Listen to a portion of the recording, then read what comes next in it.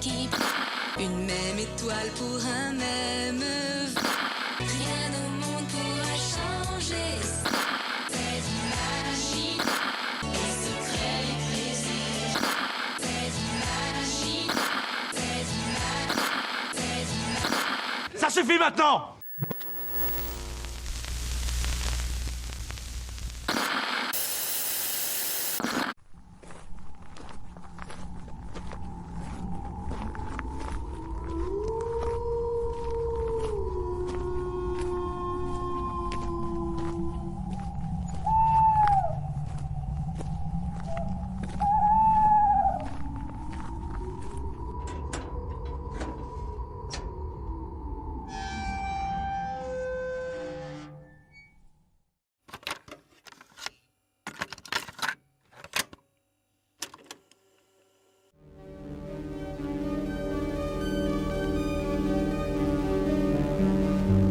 Dans la vie, il y a des séries avec Vanessa Demouy et il y a les autres.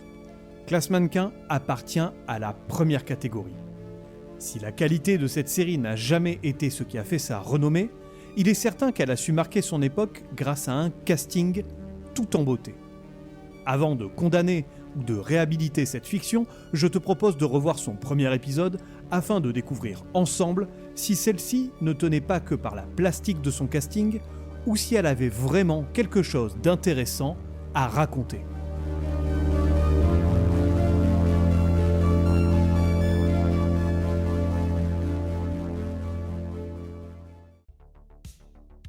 Classe Mannequin est une série télévisée... Ah, je crois qu'il y a un message pour moi.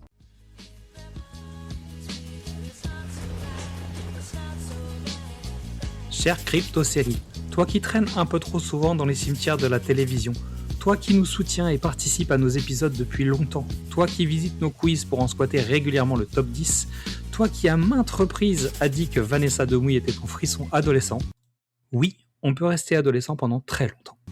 C'est pour toutes ces raisons que j'ai décidé de faire preuve d'une bonté d'âme télévisuelle. Tu as été tiré au sort pour gagner un cadeau de l'un de nos quiz, et plutôt que de gagner un simple cadeau The Quiz, ton assistant Quiz et Blind Test. Jouer comporte des risques, dépendance, isolement. L'occasion était trop belle, je me devais de faire une intervention télévisuelle. J'espère que cette petite attention, ce voyage dans le temps portera ses fruits, et que tu vas enfin pouvoir revivre une adolescence avec ta muse Vanessa. Oh Vanessa, je pense à toi, j'ai les dessous mouillés. Ça suffit, merci beaucoup. Oui, moi aussi, même en voix off, je peux me permettre de faire des extraits audio. Allez, je te laisse podcastiquement, Xad du pitch parfait. Je sais, ça claque, hein. Ouais, c'est parce que je me suis anobli récemment. Je l'ai fait moi-même. J'ai été voir un tuto sur YouTube. Honnêtement, c'est hyper facile. Eh bien, merci Xad et merci à toute l'équipe du Pitch était presque parfait. Ce cadeau est sublime. Et grâce à vous, on va pouvoir se replonger dans le décolleté de Vanessa Demouy. Je vous demande pardon ? C'est pas ce qu'il fallait dire. Grâce à vous, on va pouvoir se replonger dans l'univers de Classe Mannequin et voir ce que donne ce premier épisode de la série. Et bien entendu, si toi qui m'écoutes, tu ne connais pas encore le Pitch était presque parfait, je t'invite à aller les suivre sur Instagram et évidemment à écouter leur podcast que tu trouveras sur toutes les bonnes plateformes. Merci à vous et c'est parti. Encore elle? Classe Mannequin est une série télévisée française diffusée au début des années 90 sur M6. Pour les amateurs de chiffres, car je sais qu'en plus des nerds pointilleux des séries télévisées, il y a aussi des obsessionnels du tableur Excel parmi vous. La série compte une seule saison, diffusée entre 1993 et 1994. C'est tout. Alors non, on n'est pas au niveau de la saison unique à la Manimal, avec ses 8 petits épisodes qui tiennent dans un week-end pluvieux. Et là, c'est la double pénitence, pluie et Manimal. Oh non, quelle horreur. Ici, Classe Mannequin, ce sont pas moins de 120 épisodes. Combien? Oui, tu as bien entendu, 120 putains d'épisodes. On ne va pas se mentir, c'est beaucoup. Vraiment beaucoup. Et à raison de 26 minutes chacun, ça nous fait tout de même un total de 3120 minutes, soit 52 heures de programme. Autrement dit, 2 jours et quelques broutilles d'heures de ta vie à regarder des gens faire semblant d'être beaux, bon, ils le sont tout de même, et intéressants. Là, on ne va pas se mentir, on peut pas tout avoir dans la vie. Tu m'étonnes. Donc, entre nous, il faut soit un courage admirable pour se lancer dans une telle aventure, soit avoir vraiment beaucoup de temps à perdre.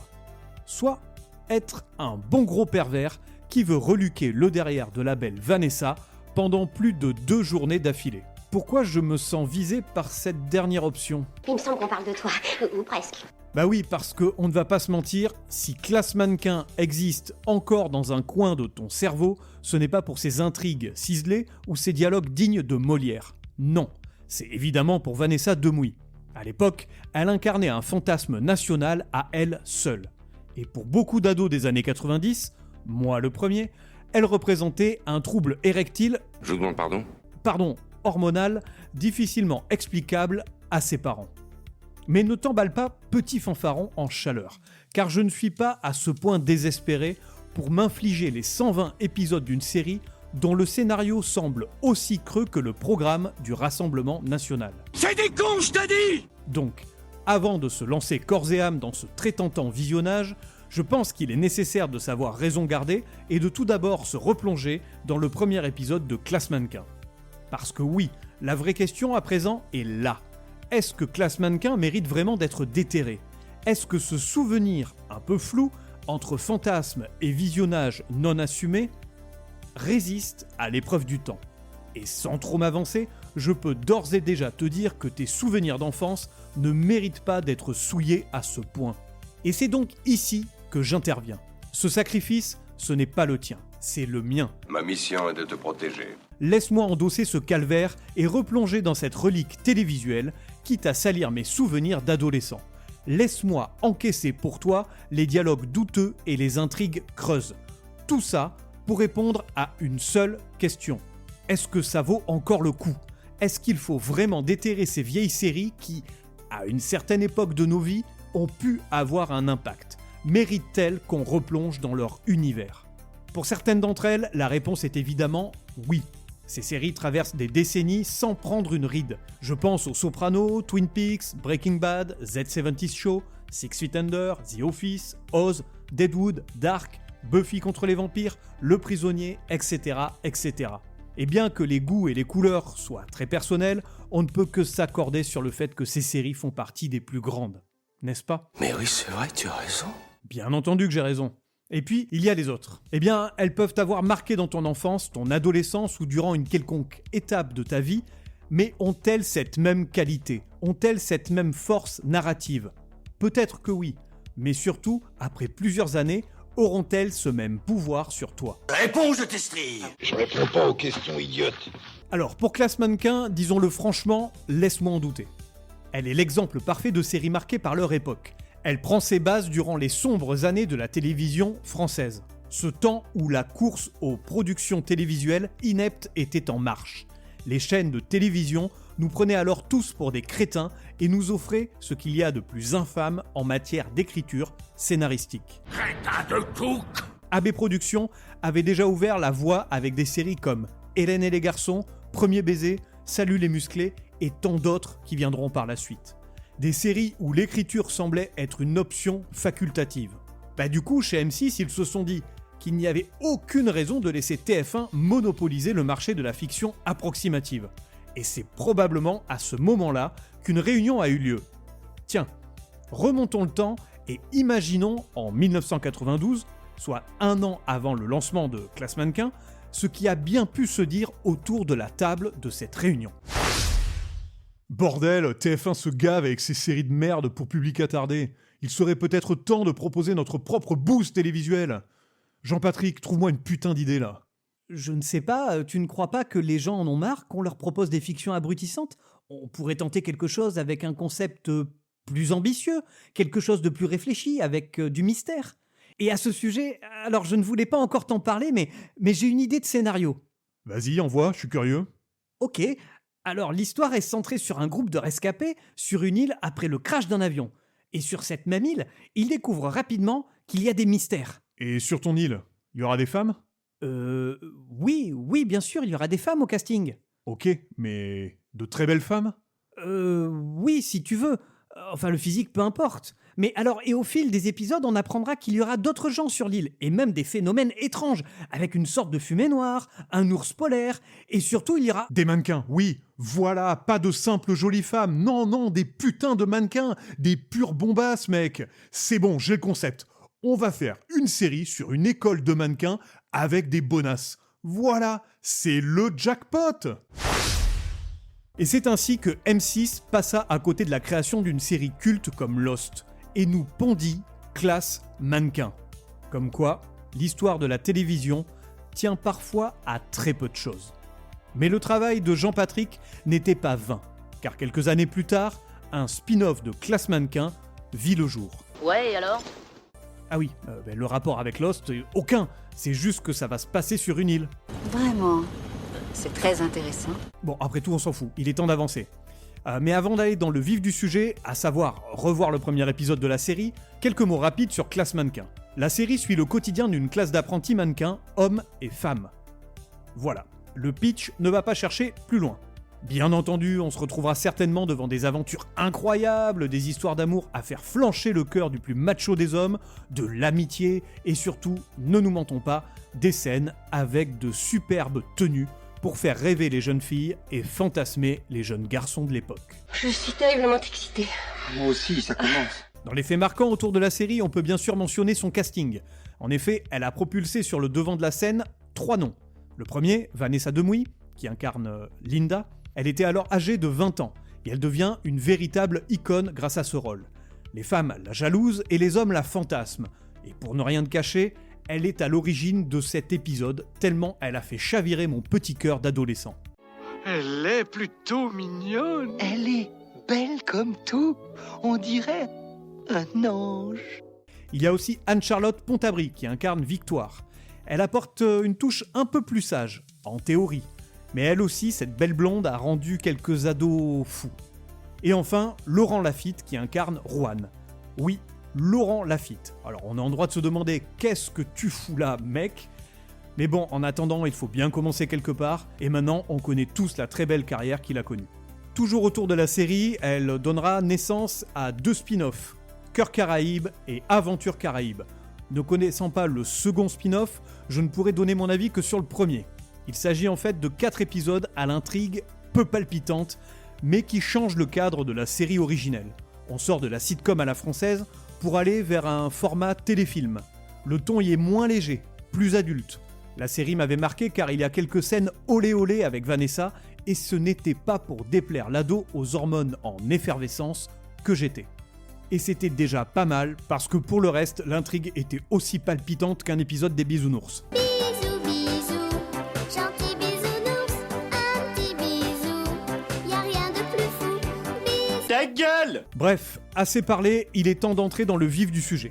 Je ne sais pas toi, mais pour ma part, je trépigne de revoir Vanessa Demouy. Mon fantasme de mes 13 ans est enfin là, tout prêt, à un clic de télécommande.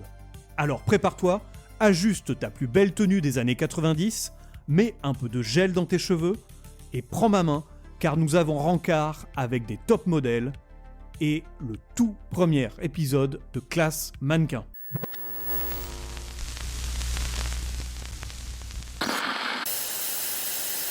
L'épisode débute par le générique, et là, instantanément, tu sais que tu viens de remonter dans le temps. Alors pas dans une époque bénie de créativité et d'audace, plutôt dans cette période des années 90 où les génériques étaient montés avec 3 plans, 2 fondus enchaînés et une foi inébranlable du devoir bien fait. À l'instar de ce qu'on a déjà vu avec Highlander, Salut les musclés ou Sous le soleil, on sait pertinemment que ce n'est pas le poste qui a le plus grevé le budget. Résultat, une succession d'images issues de la série, balancées sans réelle cohérence, dont le seul objectif est de te dire « Regarde comme ils sont beaux ». Et puis, il y a la musique. C'est d'imaginer les jours qu'on a passés, ou les souvenirs, les secrets, les plaisirs. Ah, cette putain de musique. Une mélodie mièvre, entêtante, qui s'incruste dans ton cerveau comme une publicité pour du dentifrice. Oui, ça va, on connaît la chanson, oui, j'adore.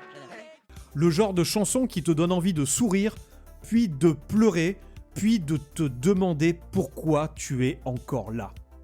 Pour l'anecdote, La chanson intitulée « Essaye d'imaginer » est interprétée par les 3 actrices principales de la série, Vanessa, Anne-Charlotte et Christine. Oui, les meufs jouent, posent et chantent. Quelle polyvalence. Quel talent! Alors certes, cette information sur cette chanson ne te servira probablement jamais dans ta vie. Mais que veux-tu? La culture est partout. Nul besoin de citer du Schopenhauer ou de connaître ce que signifie SPQR chez les Romains. Parce qu'entre nous, il est fort probable qu'il y a plus de personnes capables de donner la signification de SPQR que de personnes connaissant le nom de la chanson de Classe Mannequin et ses interprètes. Voilà donc comment briller en société. Grand merci, mon maître! Et tu n'es pas obligé de me remercier, c'est cadeau. Mais au-delà de la blague, ce générique pose déjà les bases de ce qui nous attend. Une série qui mise tout sur l'apparence à travers un casting alléchant et donc très peu sur le reste.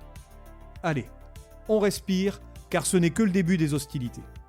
Une fois ce léger viol auditif terminé, nous entrons dans le vif du sujet. Nous nous retrouvons dans un appartement qui n'est autre que la colocation de Linda, Raphaël, interprété par Olivier Carreras, et Marion, incarnée par Christine Lemmler. Comme toute bonne femme qui se respecte, Marion fait du repassage. N'importe quoi, mais c'est vraiment un discours de macho, ça t'es con! Wow, on se calme, c'était une boutade. Qui plus est, la série renverse les codes car Raphaël passe l'aspirateur pendant que Linda se la coule douce sur le canapé. Tu vois ? Linda, justement, n'est pas au top de sa forme. Elle boude car elle a eu une mauvaise note en photographie. Alors dit comme ça, tu te dis, bah ça va, y a pire dans la vie. Elle aurait pu perdre un de ses parents, mais non, elle chiale pour une mauvaise note. Je tiens tout de même à te rassurer, car le vrai problème, ce n'est pas la note, mais celui qui lui a infligé cet affront. Marc. Marc! Non, pas celui-là, un autre, on va le voir après. Et là, tout s'éclaire. Linda est amoureuse. Face à ça, Raphaël et Marion décident d'intervenir pour aider Linda. Et là, comment dire ? On sent tout de suite qu'on n'est pas face au plus grand des stratèges. Disons qu'en termes de finesse psychologique, les deux se situent quelque part entre un horoscope de magazine et un coach en développement personnel sur LinkedIn. J'ai lu plus de 100 livres de développement personnel et aujourd'hui, je vais te faire gagner beaucoup de temps. Ta gueule, sac à crotte. Changement de dynamique avec l'arrivée d'un nouveau personnage, Rouen, incarné par un tout jeune Laurent Lafitte. Oui, celui-là même qui brille à la Comédie Française et au cinéma. Mais à ce moment précis de sa carrière, il se retrouve à déclarer sa flamme dans une série de merde. Tu me diras, et on l'a dit plus tôt, il faut bien commencer quelque part. Tout à fait, Hervé. Rouen se confie à Marion. Il est amoureux de Linda et il veut que celle-ci le sache. Et comme tout homme profondément courageux dans les sitcoms des années 90, il demande à quelqu'un d'autre de le faire à sa place. Et franchement, qui ne l'a jamais fait. Il supplie donc Marion d'aller murmurer à l'oreille de Linda qu'elle est l'élu de son cœur. C'est-il pas mignon tout ça? Oh, comme c'est mignon. Et là, bim, Raphaël débarque. Aspirateur rangé, cerveau en ébullition, il a trouvé la solution au problème de Linda. Selon lui, si Linda ne va pas bien, ce n'est pas à cause de sa note, ni de Marc, ni d'un quelconque conflit intérieur. Non, c'est beaucoup plus simple que ça pour lui. Elle manque d'amour, ou plutôt de preuves d'amour. Voilà, le diagnostic est posé en 3 secondes. Freud et ses confrères peuvent aller se rhabiller. Et donc, accroche-toi bien, voici le plan absolument génial du bougre. Faire croire à Linda que quelqu'un est amoureux d'elle, en lui envoyant une lettre anonyme. Et Marion, eh bien, elle est emballée par ce plan qui ne peut que bien tourner. N'est-ce pas, bande de truffes ? Parce que franchement, qu'est-ce qui pourrait mal se passer ? Je ne sais pas. Ben moi non plus, je sais pas. Mais au hasard, Linda découvre la supercherie ? Linda réalise que ses amis la manipulent ? Linda passe de « je suis triste » à « je ne peux faire confiance à personne ». Et puis, après avoir cru qu'elle était aimée, elle se rend compte que personne ne l'aime finalement. Et donc, elle se dit qu'elle ne trouvera jamais l'amour, elle perd espoir. Et un soir, alors qu'elle décide de prendre un bain, elle s'ouvre les veines. Bravo les champions. Ah, quand même. Je vais un peu loin, ok.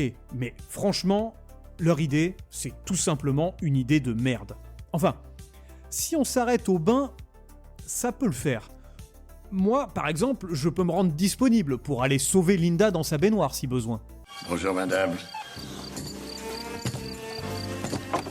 Madame, je voulais vous dire je vous aime. Nouvelle scène, nouveau décor. Et là, sans aucune transition logique apparente, nous voilà propulsés dans une séance d'échauffement. Alors attention, ne me demande pas pour quel cours, ni même pourquoi. D'ailleurs, plus globalement, on est en droit de se demander que font ces gens dans la vie.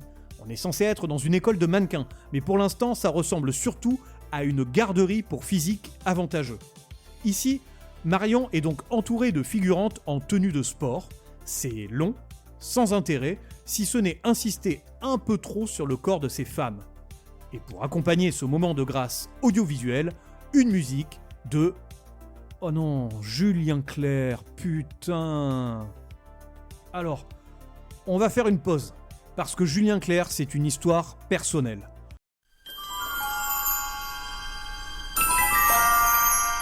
Je me souviens encore de ce jour, j'étais gamin, cloué à la maison par une gastro carabinée. Une journée déjà difficile, rythmée par des allers-retours stratégiques entre le canapé et les toilettes. Et là, dans un moment de faiblesse absolue, je tombe sur un clip de Julien Clerc. Ce clip, tu peux le trouver sur le site de la Crypto-série dans l'article dédié à Classe Mannequin ou sur YouTube. Il porte le doux nom de Petit Pois Lardon. C'est n'importe quoi. Et oui, cette chanson existe vraiment. Elle faisait chauffer au feu de bois des petits pois. Donc d'une part, ça m'a donné envie de vomir, ce qui était mon lot cette journée-là. Mais ça, tu peux le comprendre au vu du thème de la chanson. Et alors j'ai fait un bruit dégueulasse. D'autre part, pourquoi écrire une chanson qui s'intitule Petit Pois Lardon? Et surtout, chanter une putain de chanson entière sur des petits pois. Des petits pois. Depuis ce jour, c'est simple, mon corps rejette non pas les petits pois, mais Julien Clerc, comme une mauvaise huître. Julien, je te déteste. Je te déteste, tu m'entends? Je te déteste, je te méprise, je te hais! Bref, revenons à notre épisode. Juan débarque, fidèle à lui-même, toujours amoureux et surtout toujours incapable de gérer la situation seul.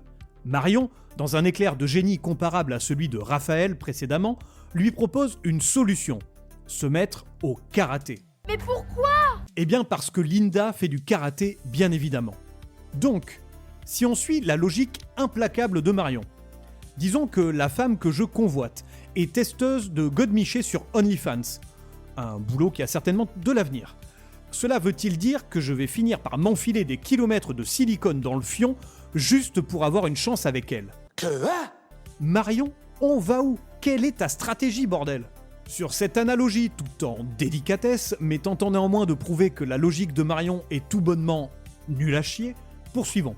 Juan s'en va et Linda arrive. Quel timing! Elle est rayonnante, comme toujours, c'est Linda. Transformée comme habitée par une joie nouvelle. Pourquoi? Parce qu'elle a reçu la fameuse lettre d'amour et elle s'empresse de la lire à sa copine. La série nous introduit par la même occasion un nouveau personnage, Victoire. Et alors elle, pas besoin de suspense. Dès son entrée, tu sais ce qu'elle représente. Le regard, l'attitude, tout indique qu'elle est là pour semer la discorde. Serait-elle la némésis, l'antagoniste numéro 1, celle qui ne va clairement pas inviter Linda à boire un smoothie après l'école? Tu veux que je devienne méchante? Parfait. Dorénavant, je serai la méchante. Quel suspense! Dans la scène suivante, Linda et Raphaël discutent sur la fameuse lettre. Celle qui, rappelons-le, est censée réparer tous les problèmes émotionnels de Linda avec la subtilité d'un pansement sur une jambe de bois. Mais surtout, cette scène introduit un autre personnage clé, Marc, le professeur de photographie. Enfin, nous rencontrons Marc. On sent de suite une tension sexuelle entre lui et Linda. D'ailleurs, le bougre en joue allègrement. Marc regarde Linda, Linda regarde Marc, Marc parle, Linda écoute. Un peu trop attentivement. Bref, on est sur un échange pédagogique qui sent davantage le flirt que le cours magistral. Alors oui, sur le papier, ils sont adultes, consentants, tout ce que tu veux. Mais qu'en est-il de cette barrière à ne pas franchir entre un professeur et son élève?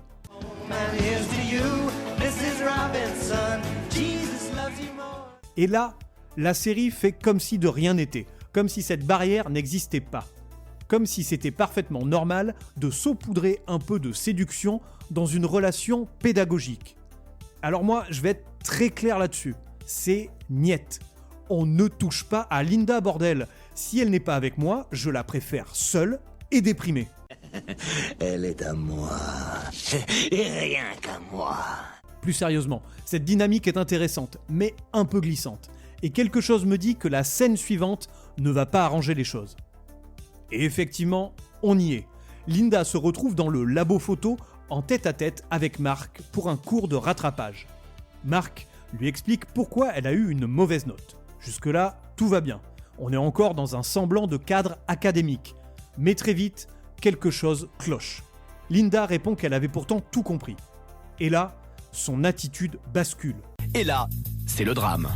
Ses expressions corporelles et sa façon de s'exprimer sont alors en totale contradiction avec le personnage qu'elle est censée incarner, à savoir une jeune femme de 20 ans qui poursuit ses études. On comprend qu'elle est intimidée devant son professeur. Cet homme, sûr de lui, impose un certain respect. Mais Linda agit comme une petite fille de 13 ans avec une gestuelle maladroite et une intonation quasi enfantine. Et c'est là que le malaise s'installe.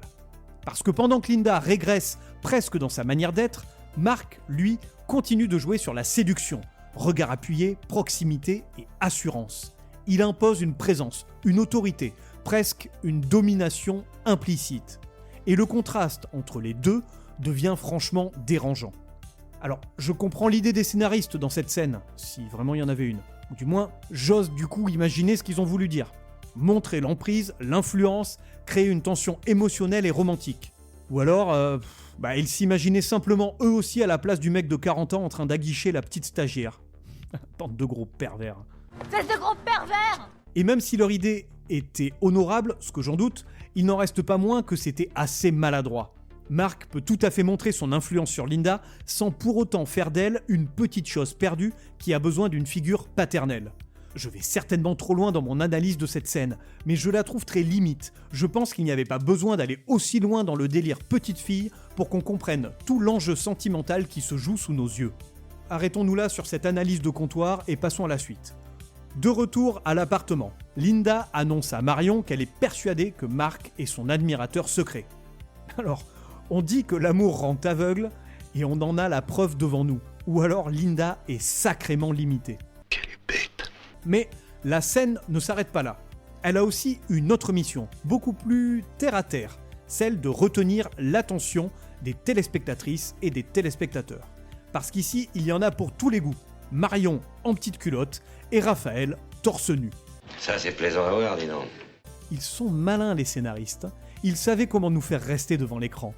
Bande de petits coquins. Je te passe rapidement la suite. Raphaël se transforme en coach sentimental pour Ruan, pendant que Linda s'amuse à faire mariner ce pauvre garçon, complètement hypnotisé par son charme. La scène suivante fait avancer l'intrigue, enfin. Avancer est un bien grand mot. Victoire confronte Raphaël car elle a découvert que c'est lui qui a envoyé la lettre à Linda. Il faut dire qu'il n'est pas très malin le gars. Il a utilisé le même papier, au demeurant très reconnaissable, pour écrire à Victoire celle qu'il convoite et à Linda. Le mec ne s'est même pas dit que ça pouvait poser problème. Oh l'abruti. C'est un crétin, c'est un crétin. Donc Victoire, loin d'être dupe, décide de s'amuser avec lui. Elle le fait tourner en bourrique, joue avec ses nerfs, mais laisse transparaître quelque chose d'intéressant pour la suite. Une pointe de jalousie. La série nous réserverait-elle une rivalité de tous les diables entre Linda et Victoire ? On sent peut-être venir le classique affrontement, pas forcément subtil et pas forcément bien écrit, mais efficace dans son principe. La gentille contre la peste. Ah ouais, carrément, un combat dans la boue entre les deux, en string et les mi-chaleurs. Ah, trop bon. Je me rappelais pas de la petite Victoire au fait, mais elle est plutôt bonne. Bon, on est loin de Linda avec ses énormes... Faculté intellectuelle. Oui, faculté intellectuelle. Ces énormes facultés intellectuelles. On est passé à 2 doigts du dérapage. Pourtant, je savais que j'étais sur un terrain glissant. Une série avec Vanessa Demouy, Jean Clément ne pouvait qu'intervenir avec toujours ces petites phrases bien senties d'une légèreté absolue. C'est fin, c'est très fin, ça se mange sans faim. Bon, pendant ce temps, retour à Classe Mannequin. Victoire file retrouver Linda pour lui révéler la vérité. Linda est donc très déçue. Elle comprend que Raphaël s'est moqué d'elle, et surtout que Mark n'est pas à l'initiative de cette lettre d'amour. Quelle déception. Quelques secondes après, Marion arrive et Linda plonge dans ses bras pour se réconforter. Je ne vais pas te mentir, je cherche encore l'intensité dans cette scène. Surtout que je ne sais pas pourquoi, mais les monteurs ont décidé de mettre des rires enregistrés pile au moment de l'arrivée de Marion. Je pense qu'on était pourtant dans une scène avec de l'émotion et un peu de tristesse. Ouais, c'est triste. Ouais. Bah du coup, j'ai bloqué. On est censé ressentir quoi exactement ? De l'empathie ? De la gêne ? L'envie de rire ? Pleurer en rigolant ? Rigoler en pleurant ? La scène ne sait pas sur quel pied danser, et du coup, nous non plus. Mais finalement, on s'en fout, car l'épisode est assez long comme ça maintenant pour qu'on commence à se passionner pour toute cette histoire. La scène se conclut avec une Linda qui demande à Marion si Raphaël pensait vraiment ce qu'il a écrit dans la lettre. Est-il amoureux d'elle en d'autres termes ? Décidément, Linda, tu es ravissante, tu es radieuse, tu es magnifique. Objectivement, hein, mais tu es vraiment stupide, sincèrement. Je n'aime pas l'adage « sois belle et tais-toi ». Malheureusement, Linda, ce sera ton épitaphe. Tu n'es vraiment pas très sympa. Oui, ou alors je suis trop méchant et pas assez fleur bleue, comme tu veux. À toi de choisir ton camp. Pendant ce temps-là, Juan a pris la décision de confronter Raphaël pour lui casser la gueule. Alors attention, on n'est pas du tout sur une scène d'action mémorable à la Jean-Claude Van Damme. Car Juan, il ne sait pas se battre. Mais alors, pas du tout. Franchement, à ce stade, il aurait totalement sa place dans le combat mythique de Hélène et les garçons. Je ne vois pas. Mais si, tu te souviens forcément de cet affrontement où personne ne se touche vraiment, mais où tout le monde fait semblant d'y croire très fort. Et si tu t'en rappelles pas, j'ai mis le lien vers cette fameuse vidéo sur le site de la Crypto-Série, et tu pourras bien entendu le retrouver sur YouTube. Tu cherches Hélène et les garçons, baston, tu verras, c'est une pépite. C'est quelque chose qu'on ne voit pas tous les jours. Et c'est précisément à ce moment-là que Linda débarque, pour elle aussi régler ses comptes avec son colocataire. Mais surprise, au lieu de sombrer dans le drama et les cris, elle fait preuve de maturité. Improbable. En substance, elle explique calmement à Raphaël que ses choix sentimentaux lui appartiennent, qu'elle est suffisamment grande pour gérer ses histoires, et qu'en gros, il a dépassé les bornes. Alors forcément, ça surprend, parce que jusque-là, Linda, elle oscillait entre naïveté touchante et crédulité inquiétante. Non, Linda, je préfère te le préciser, mais la Terre n'est pas plate. Ah ouais ? Et comment tu le sais ? La scène se termine avec Linda qui embarque Juan pour une séance de karaté. Officiellement pour se défouler, officieusement pour continuer à faire avancer cette intrigue amoureuse qui part déjà dans tous les sens. L'épisode se termine là où tout a commencé, à la colocation. Raphaël, rongé par la culpabilité ou par la peur de se prendre un mawashigeri dans la tronche, décide de se faire pardonner. Et pour ce faire, il sort le grand jeu en préparant un festin pour les filles. Enfin, un festin, c'est vite dit. En réalité, on a droit à des assiettes de légumes crus coupés en morceaux. Voit le chef cuisinier. Est-ce que t'as lavé ta courgette? Non, du tout. Là, c'est carton rouge. Mais bon, rappelons-le, on est quand même dans une école de mannequins. Ici, manger est une activité à proscrire. Sur ces festivités, Juan débarque en sale état après s'être pris une belle déculottée par Linda. Il entre, titube, vacille, et tel un Framboisier et sa Françoise, je te renvoie à l'épisode de Salut les musclés, il tombe sur le canapé avec Linda.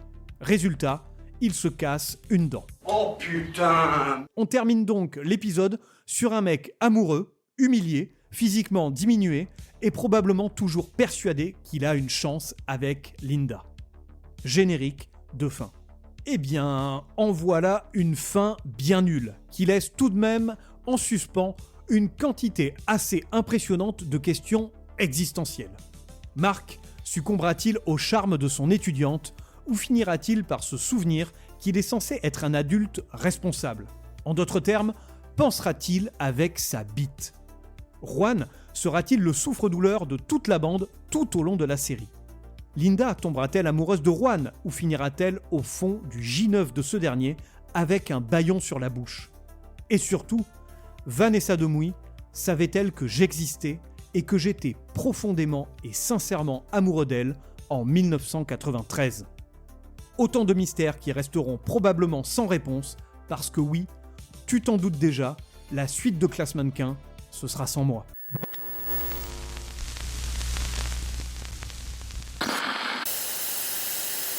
Alors, est-ce que ça valait le coup de revoir le premier épisode de Classe Mannequin ? Après la pause salvatrice qu'a été de revoir le premier épisode de Highlander, il était temps pour moi de replonger dans l'univers des sitcoms françaises des années 90. Et plutôt que de m'infliger une nouvelle production estampillée AB Productions et de mourir intérieurement tellement la médiocrité est latente, j'ai opté pour une autre forme de curiosité télévisuelle. C'était donc Classe Mannequin.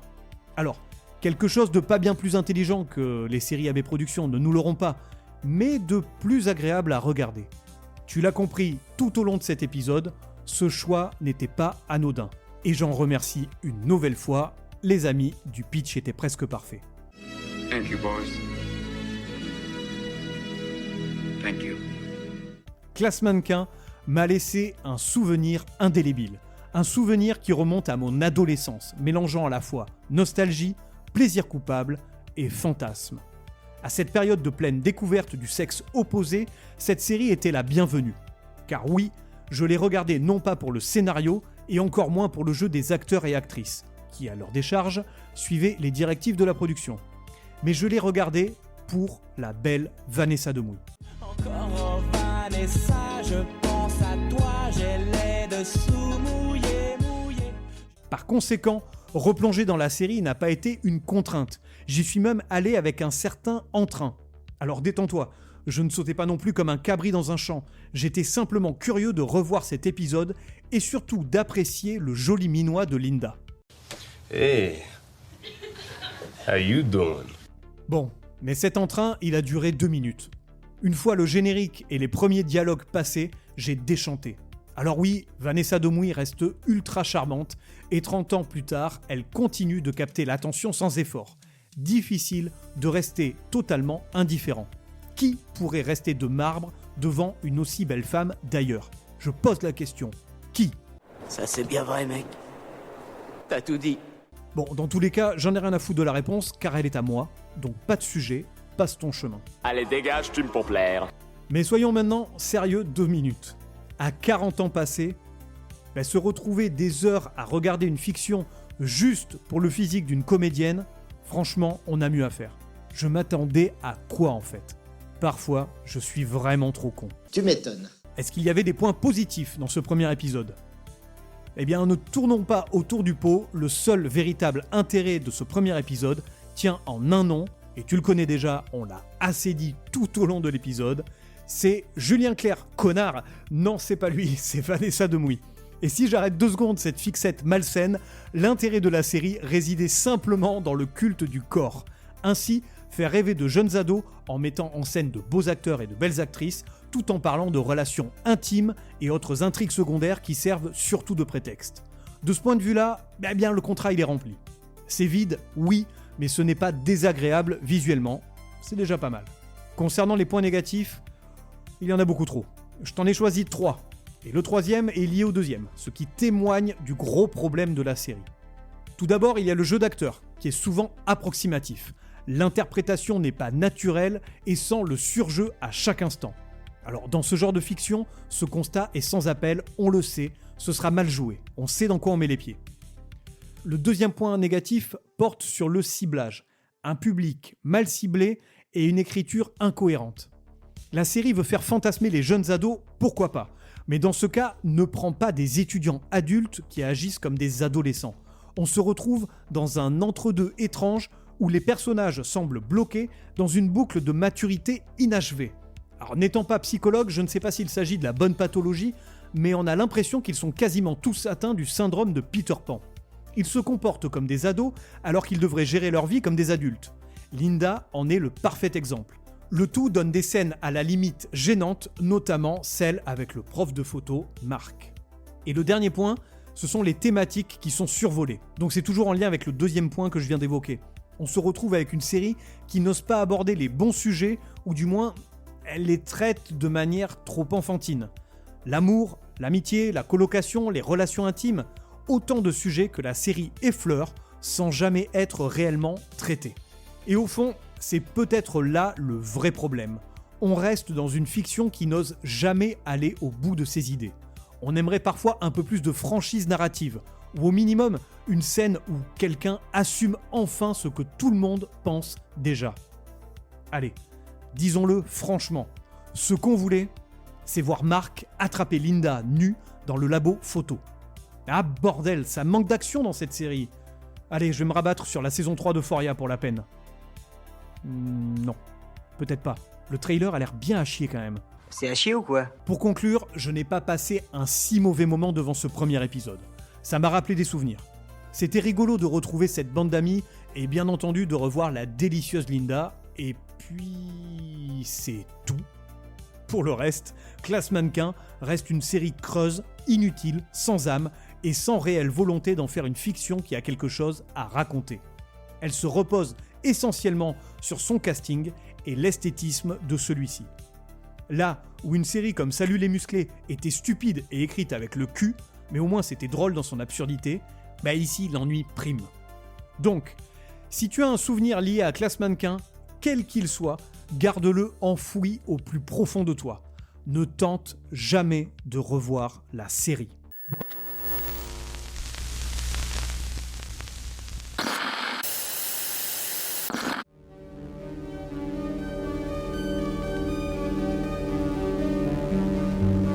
Cet épisode spécial Classe Mannequin s'achève ici. J'espère que tu as apprécié de revivre avec moi ce premier épisode de la série et de retrouver les personnages cultes, certainement pour certains, que sont Linda, Victoire, Juan, Raphaël et Marion. N'hésite pas à venir me partager ton amour ou ta haine pour Classe Mannequin sur le site de la Crypto-Série, ainsi que sur les réseaux sociaux, Instagram, TikTok et Facebook. Tu peux aussi retrouver tous les épisodes du Son de la Crypte sur toutes les bonnes plateformes de podcast, ainsi que sur la chaîne YouTube de la Crypto-Série. Je te donne rendez-vous très prochainement pour un nouvel épisode. D'ici là, profite de la vie, méfie-toi de moi, surtout si tu as des vues sur Vanessa Demouy, car je vais te briser les genoux. Et bisous.